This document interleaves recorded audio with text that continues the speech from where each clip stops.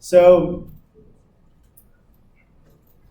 there's two last concepts to talk about here. Origination points. Remember how I kind of talked about that earlier? What was that part of when I mentioned it?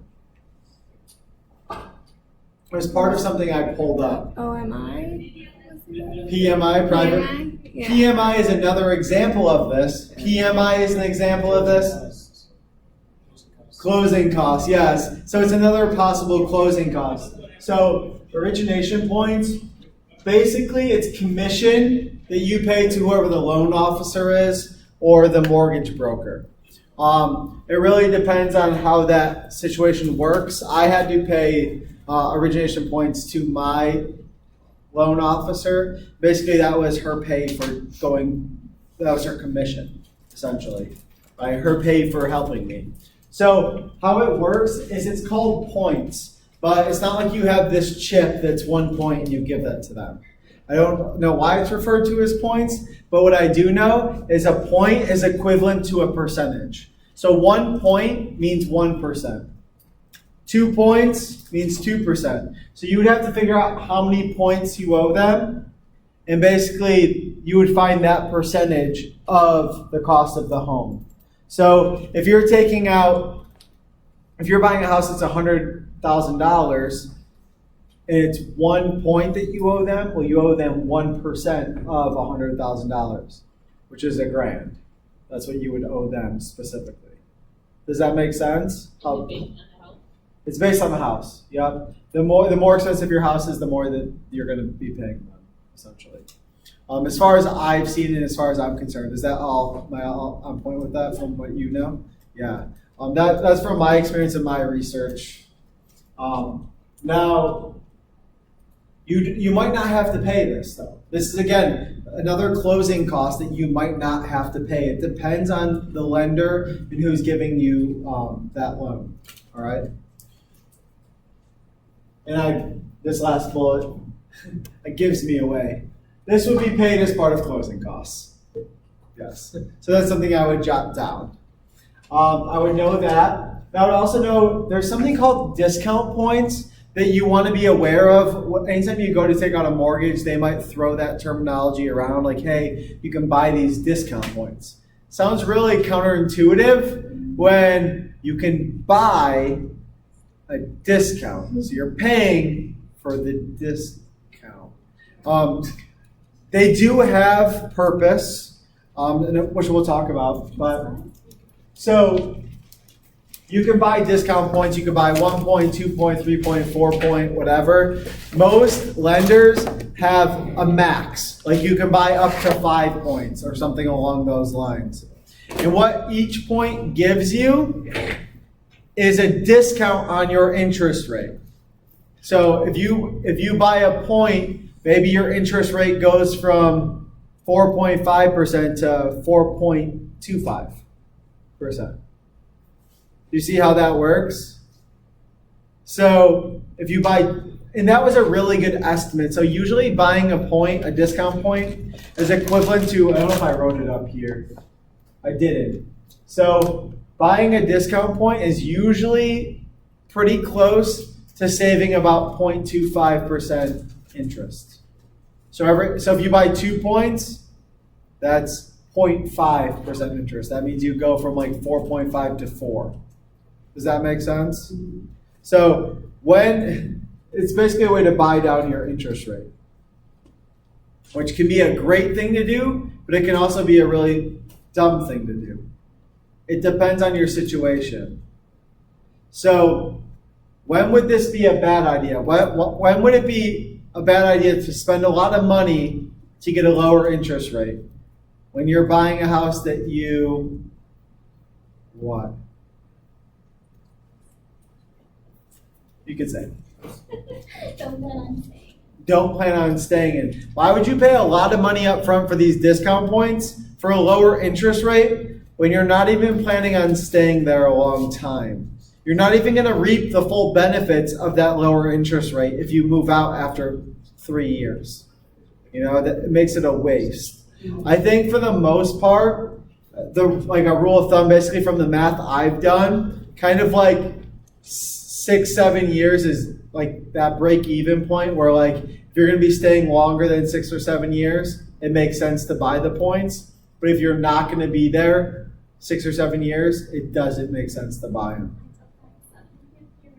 Is that what? That's just, I honestly came up with that just on doing examples. Just off of like literally coming up with, okay, if I bought points here, if I bought points here, if I bought points here versus I not buying points, it seems to be the break-even point is about 6, 7 years. So that's something to consider. And how much do these points cost? Well, again, just like these, 1 point costs 1%, 2 points cost 2%, so on, of whatever your loan amount is, the purchase price of the home is. And I actually included a filled out table on here that kind of shows you what those numbers would look like if you bought points or if you didn't. With a lot of my classes, I get into it, but because we're just not going to we're not going to go through those calculations. We're just not going to have time. But I will show you an example so you can kind of see how it works. These two things make sense? So are either of these mandatory? No. This one's hit or miss based on the lender. That one, remember what was there, is dependent on whatever you want to do. Just don't get suckered into it. Don't just hear, ooh, discount points. They are a good thing, but make sure you're going to stay in the house for a while if that's what you're going to do. You're just logging me out. It's totally your luck. All right, this is my technology recently. Just to give you some numbers, and I will post this PowerPoint,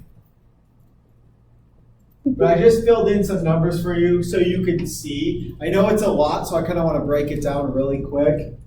I compared, it's a $180,000 home, 30 years, typical mortgage, right? I did no points versus buying 1 discount point versus buying 2. As you can see, the first row is the cost for points. Well, 0 points costs you $0. 1 point is 1% of that. 2 points is 2% of that. Right? So you can see how much the points roughly cost. Then you can see what happens to the interest rate if you buy those points. It goes down 0.25% each point you buy, roughly speaking. I showed what happens to your monthly payment because that lower interest rate, right, makes your monthly payment a little bit lower. What I also did was I showed, okay, if you buy 1 point, how much are you saving? Well, you're saving $26. If you buy 2 points, you're saving $52, right, per month, right? So if this is how much you're saving per month, and that's how much you spent up front, you can take this, divide it by how much you're saving per month to figure out how many months it's going to take for you to break even. For basically you to have saved $1,800. That break even point in this situation is about 68 months, okay, which is almost 6 years. Here, it's about 68 months as well with 2 points. Does that make sense?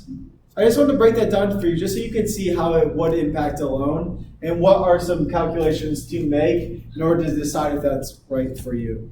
Why is it only beneficial if you have it for less than 30 years? Because you get more money out of it? So that's a good question. So why, if you're only going to stay in the house for 3 years, why would it not be a good idea to buy points? Well, ready? If you buy 1 point, that costs you $1,800 for that point. In this situation, 1% of the purchase price of the home, right? This is how much you're saving every month by buying that point. You're saving $26 a month. Well, if 3 years go by, so let's do some calculations. If 3 years go by, 3 years, how many months is that? 36. Yeah. 3 times 12, that's 36 months, right? Every month you're saving $26.54. So let's figure that out. Multiply the 36 months by $26.54. That means by having a lower interest rate after 3 years, you've only saved almost $1,000. But you paid $1,800 for those discount points. So it doesn't make sense. You see what I mean? But after about 6 years, a little under 6 years, it breaks even so that your savings are the same as what you spend. Which means after that break-even point, it's all savings. So do you think the longer you save, the more points you get? I do think that, assuming you have the money up front. Remember, you have to have that money up front. And it doesn't make sense to drive yourself broke to buy those points, because you want some kind of cushion. But I do think it's a good idea.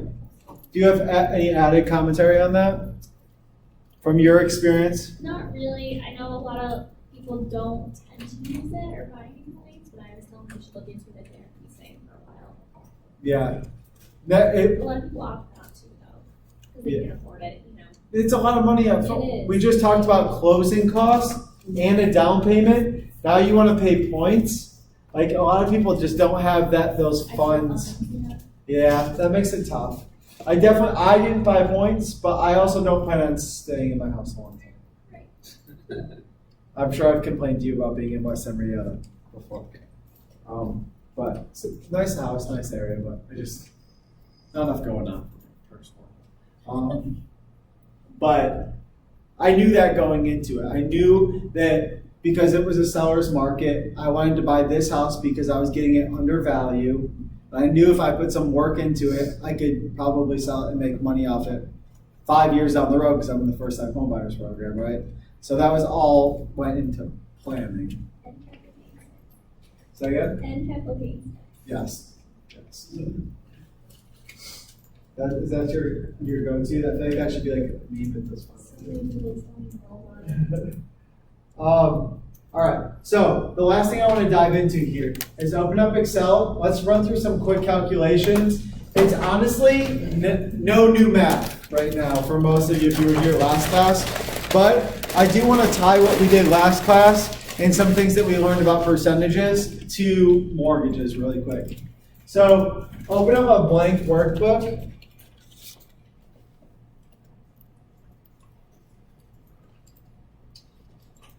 And make it look like mine. Loosely here. I want to do.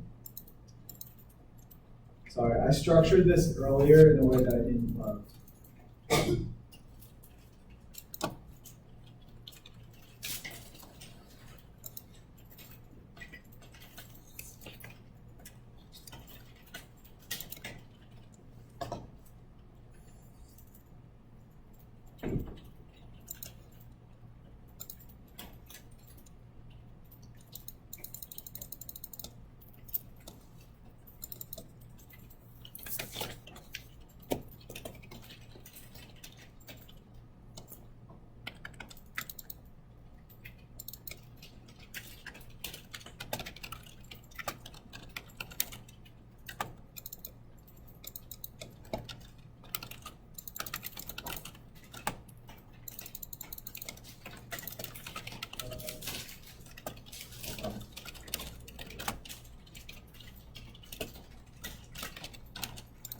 So this is loosely what yours should look like.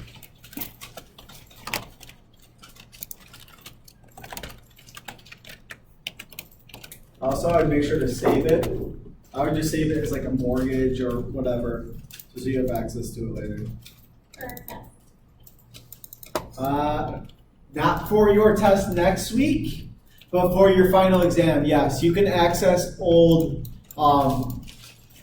You can access files that you've created in here on your final exam. So yes, I would save it for that.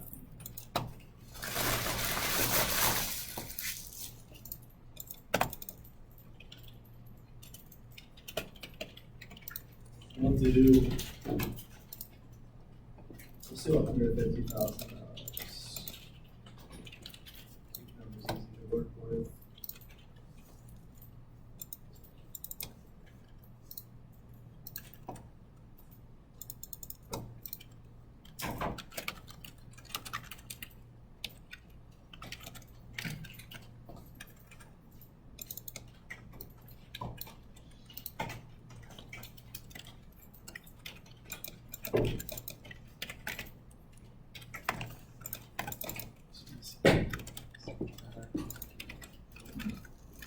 You go to order orders. Yep. You're welcome.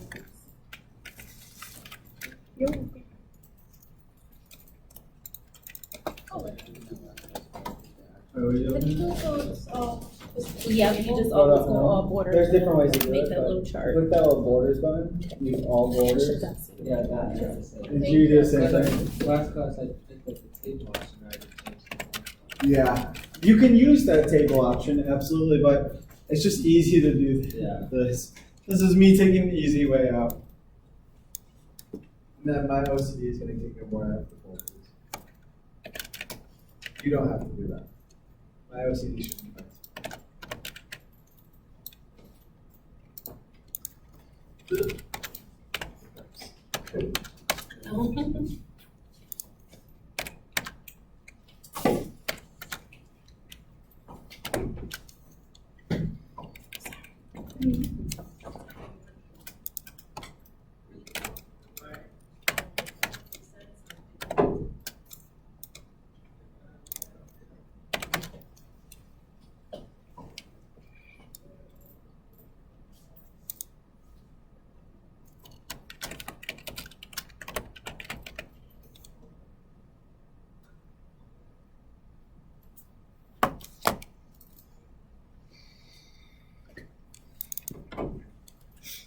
Okay, are we all in a good spot now? I don't wanna have people start from behind.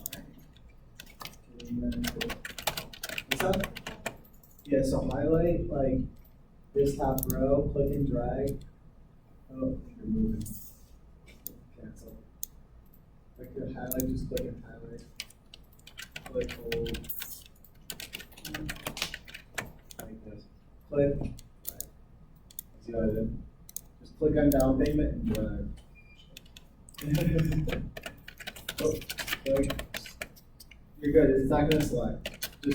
Just click on it, click in the middle, and drag. There you go. Then go down, go up, two, Just double click if it's going Yeah. to themselves. go to home. It's weird because it doesn't highlight other spots. And then do the borders button in. Oh, and then do all borders, yeah. You're welcome. Yeah, it's weird because when you go to highlight it, you think you're not highlighting it because the first box never does. Alright. Is that how excited you're getting over there? Ready to go. Alright, so the first example we're gonna do, we'll do a $0 down payment. In the second example we'll do, let's assume we're putting, let's do 10% down. So how do we figure out 10% All down? borders. What do we have to do if we want to figure out 10% down? So say multiply? Multiply. Yeah, so I'm gonna, we want to multiply 10% by 150,000 to figure out what that's gonna be. I'm just gonna do it in Excel. Remember, if you hit the equals button, you turn Excel into a calculator. So I'm gonna do 10% times 150K. And then just push enter and that will be your down payment. Again, you could do this on the calculator if you're not 100% comfortable in Excel. But this just makes life easier so that you're not making transcribing errors going between a calculator and Excel.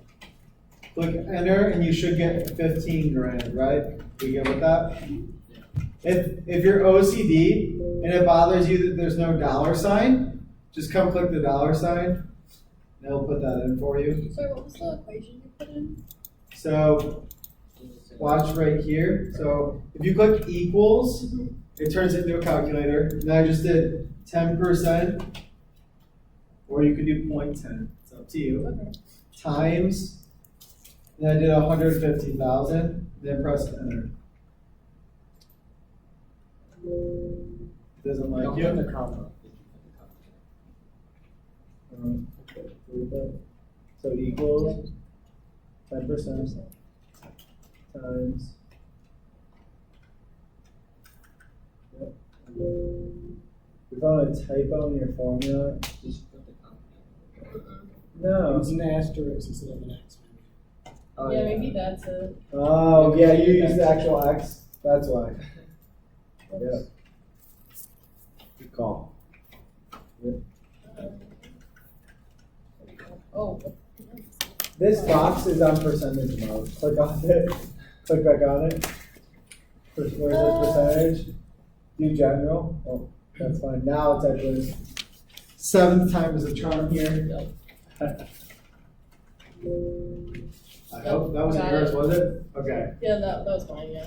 But it worked? Yeah, it worked. Okay. So now, what's the loan amount for these going to be? So if I put $0 down, what's my loan amount? 150,000. 150,000 because I'm not putting any money down, right? So let's type that in. Now if I put 15 grand down, what is my loan amount? 135. 135 because you took the 150 and subtracted out the 15, right? Because if you've already paid 15 grand up front, then you only have 135 left to pay, which means that's going to be your loan amount.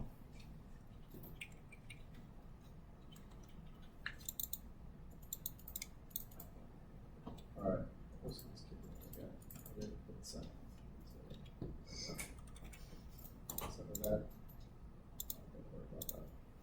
All right, so next, let's work our way across. The first option was $0 down first. So we're gonna do the $0 down together, and then I just want you to review by doing the bottom row on your own. So monthly payment. How do we find monthly payment for an installment loan in Excel? Divided by 12. So, right? Now, well, we're eventually gonna divide something by 12. Say again? Formulas. Formulas, yep. So Shannon, this is what you missed. And then financial. Formulas, financial, and what's it called? PMT. PMT, like payment. You click on PMT, it brings up this formula box. Now, notice how the first three are bolded? We only fill in the first three. Remember, to be reviewed for most. But the first one is rate, which is 4.5%. And Diane, you just said to do what with it? Did you say? Yes, you divide it by 12. You said that, right? And why do you divide the interest rate by 12? Because it's 12 months in a year. There's 12 months in a year, and interest rates are for the year. We're just looking at what the monthly interest is here, right? So you're taking the interest rate, dividing it by 12 to get the monthly interest. So that's usually what people forget, is that divided by 12. Quick question. Yep. The 4.5 came from where? I made that up as the interest rate. You have to respond. Oh, that's why. I just made that up because that's my interest rate, so I just used that. And then I use 30 years because that is standard for a mortgage. Yeah, I didn't pull that just out of nowhere.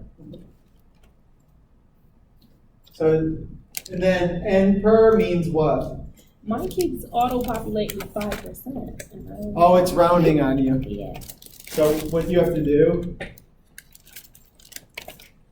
click off it, click on it, home.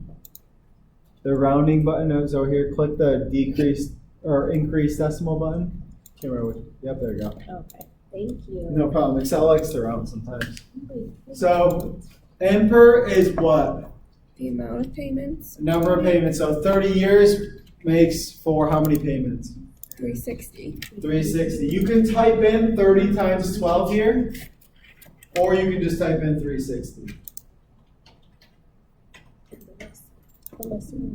And then, yes, the last one is your principal, which is, in this case, right here, 150,000 is our loan amount. That's our principal. And then what do we put in front of it? Negative. Negative. You don't have to, but if you don't put the negative in front of it, it does what?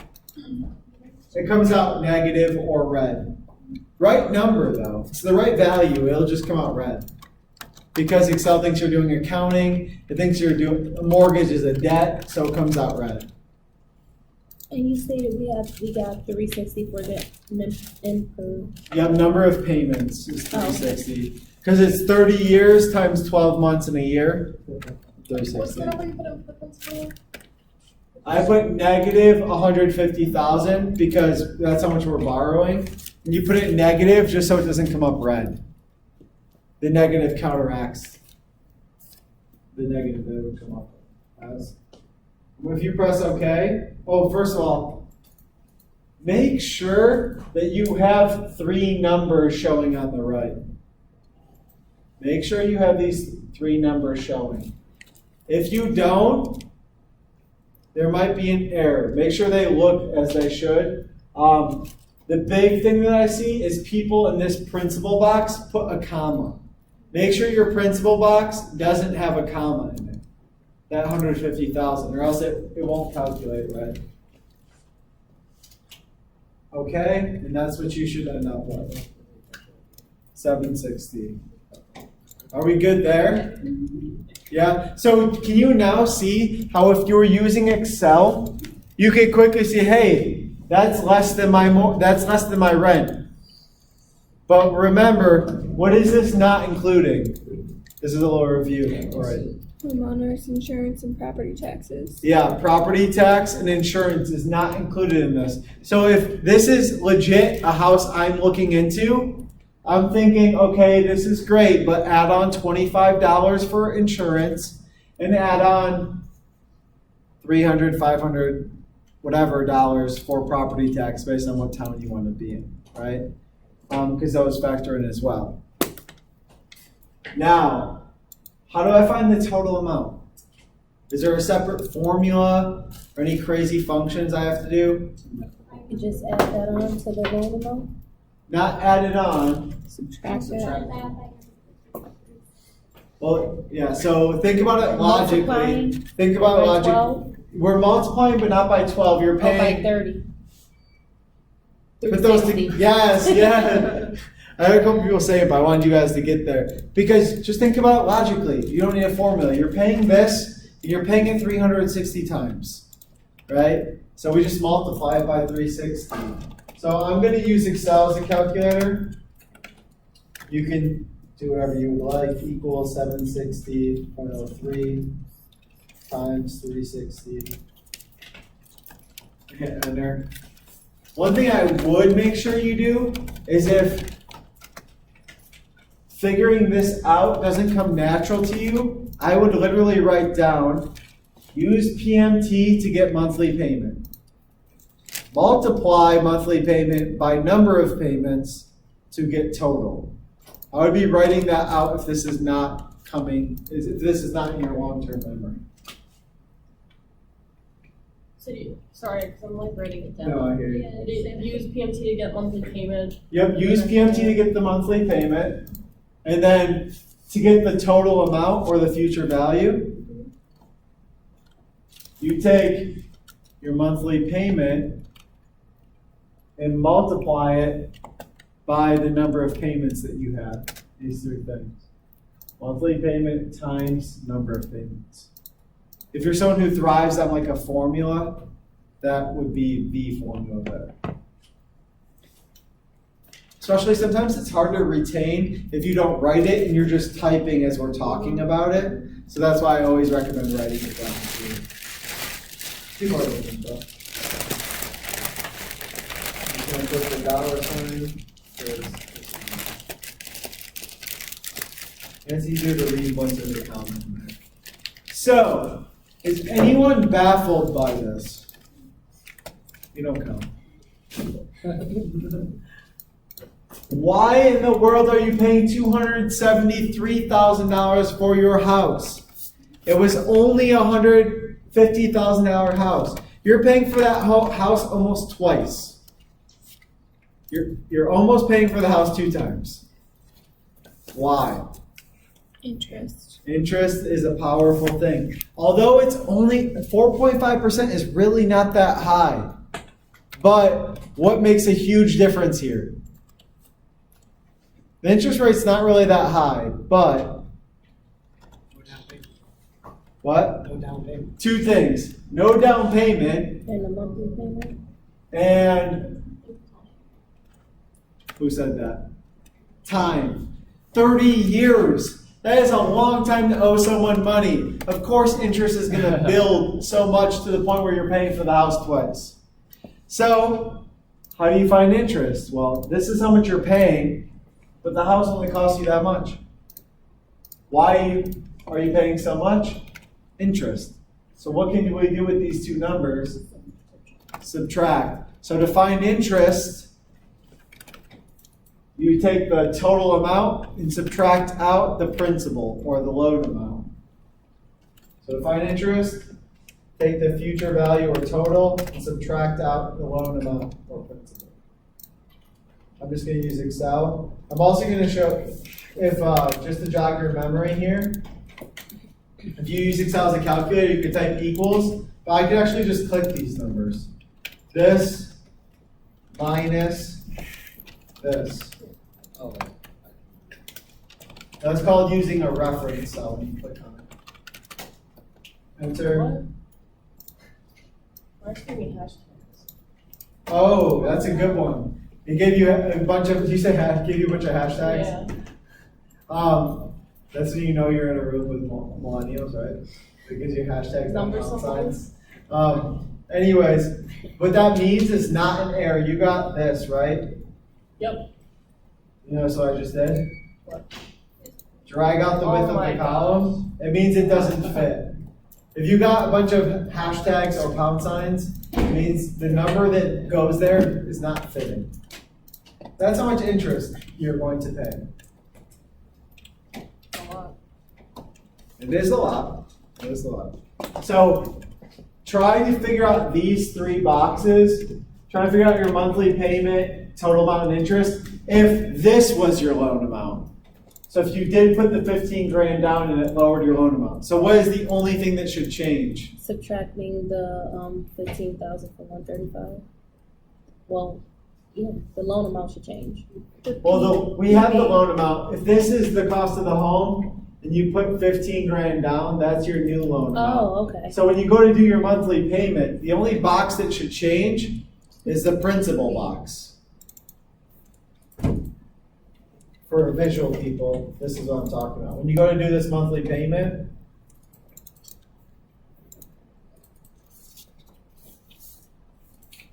this box, these two boxes should stay the same. The rate and the M/per should stay the same.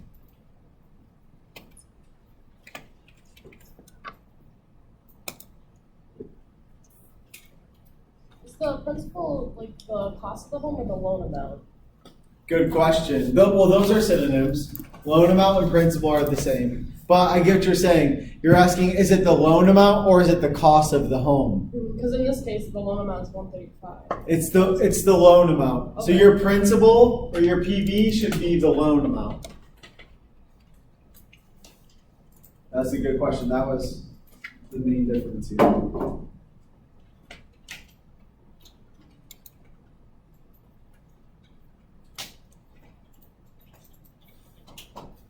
Should get what I got up there. Make sure you can get it. Don't just type in that number. Don't do that to yourself.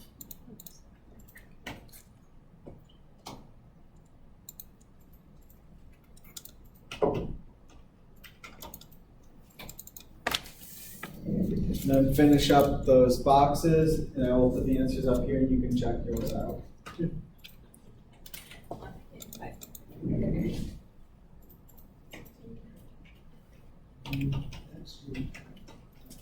Get 684, okay? Hmm? Did you get 684? Yeah, I didn't know if it was Forgot to doing send the first one.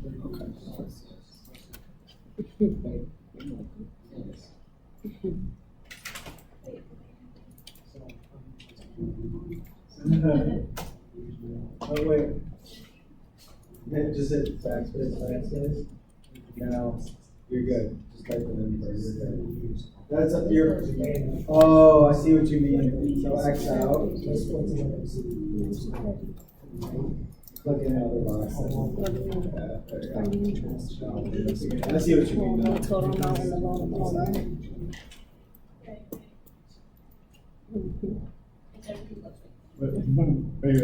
are you asking me? Oh, yeah, sorry. I thought you were like contemplating Oh, something. no, sorry, I'm almost. Finished. Makes sense.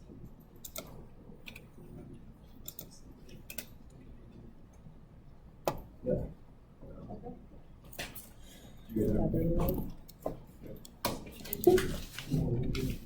I'm gonna fill these other boxes just so you can check your work.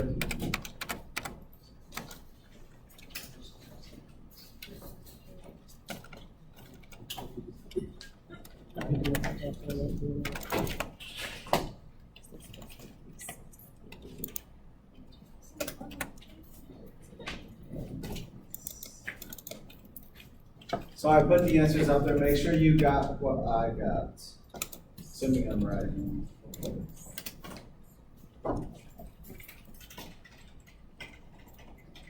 Make sure you do it on your own first, though, just that before you look at those.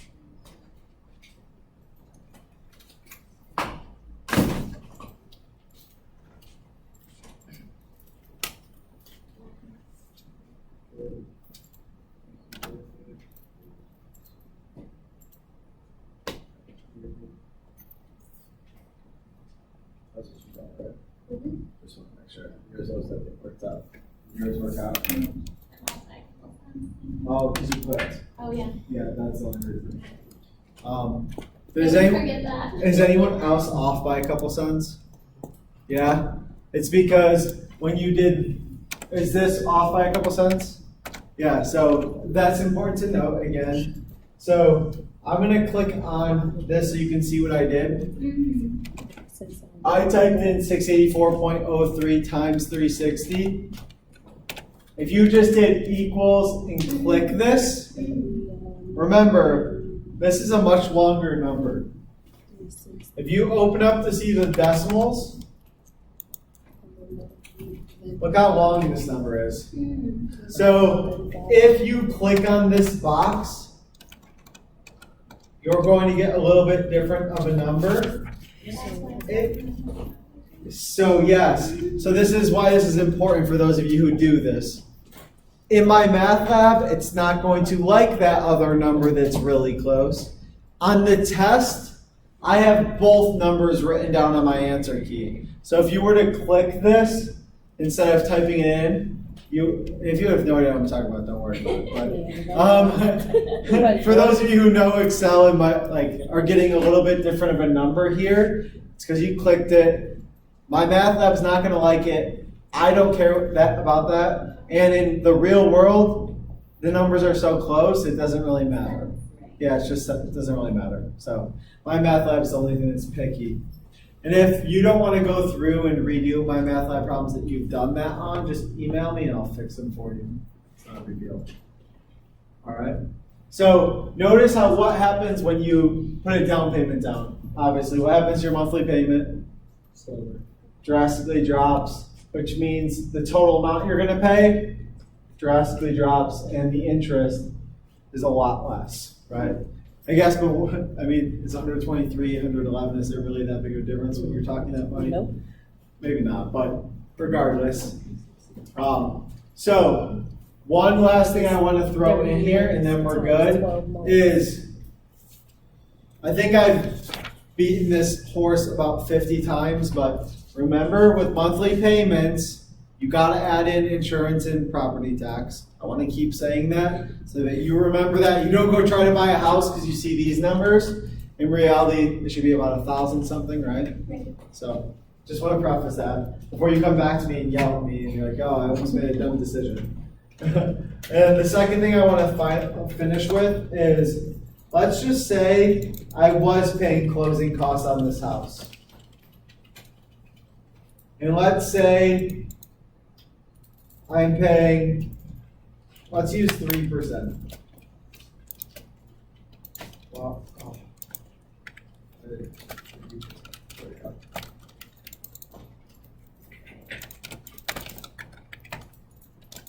you don't have to do this.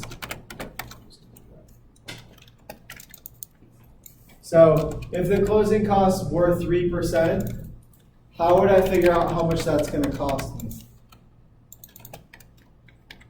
Or it's 3% of Multiplying? the price of the home. So yeah, multiply 3% times the 150. Yep. So equals, now I can just do this. Oh, I can type that. Not very easy. Now losing 3% times 150,000. So your closing costs are right there too.